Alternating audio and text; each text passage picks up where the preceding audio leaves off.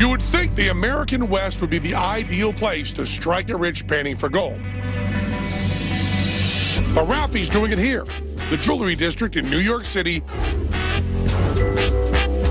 47th Street, baby! Here's a piece of gold. New York is a city of dreams. They say that the streets are paved with gold. It's not the streets. It's up here in the Diamond District. The sidewalks are dusted with stuff. The city miner is going to teach us how he earns $300 a day prospecting for gold and gems from concrete. He's been earning his living mining the sidewalks of 47th Street in Manhattan. These pockets in the sidewalk of broken pavement, they collect debris which actually roll into them. They're kicked around or they're blown into these pockets, and it's a certainty that there is precious metal in here. You may not see this right now, it just may look like dirt, but this is actually very valuable dirt. That's the first trick to urban prospecting. Find a good crack. Over time, gold and other precious metals like platinum and silver are pushed into these cracks in the street. There's embedded mud in here and it's a bit hardened, so it actually cements whatever debris is in here down. Gold particles are especially susceptible because, like in rivers, they're heavier than other stones and lesser metals. So if jostled, gravity eventually pulls them deeper into cracks and crevices. Everything that I'm finding here on the sidewalk comes from the industry workers. They're covered with gold dust, or they have stones on them that stick to them from their work. So when they walk out of their shops, they'll fall out onto the sidewalks. As he walks the streets, he keeps his head down, and his gem-spotting peepers peeled. Wow, that's a nice link. That's a whole link from a gold chain. Cha-ching! Wow, that's worth 5 whole bucks. This gold was once wasted. Now, it's salvaged. Many times I've just walked on the street, and because of my own visibility, I've been able to spot things on the street just by walking above ground. Let's see what other riches he can find. Here's a diamond right here. It's stuck in the gum on the street. I'm looking right at it. It's right there.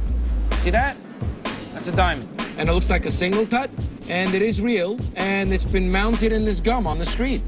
This diamond is worth $30.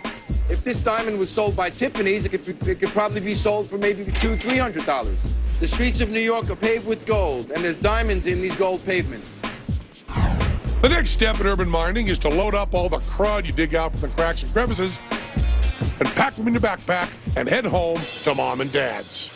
You're gonna see where the magic happens. So how do we extract the goldy marrow from the dry, dirty bones of the streets of New York? I'm separating the two so that I can get to the finer materials, the finer gold.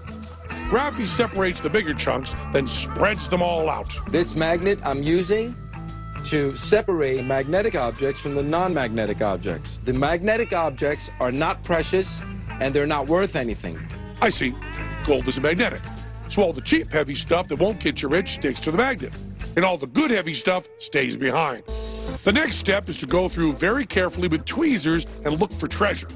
Let's see what he can find. Nice big chunks of gold, gold balls, Gemstone.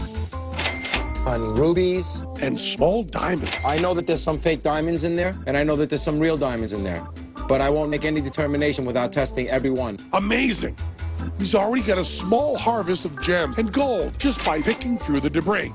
And he hasn't gotten to the panning yet. Ooh, let's get to the panning. He washes the dirt through a filter to purify and refine it, where small trace amounts of gold will start to become visible. Look how beautiful that looks, man. Really, look at that.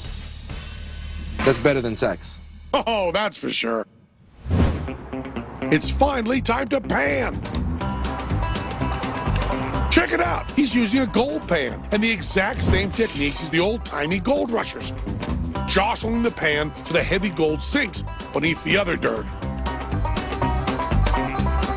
Right now, I'm moving the gold all the way to the bottom of the pan by shaking it down. See all the gold? See that? It just gets better and better. Tarnation! There's gold in them there sidewalks. It works! You can't be crazy to do this. You have to be crazy to not do this.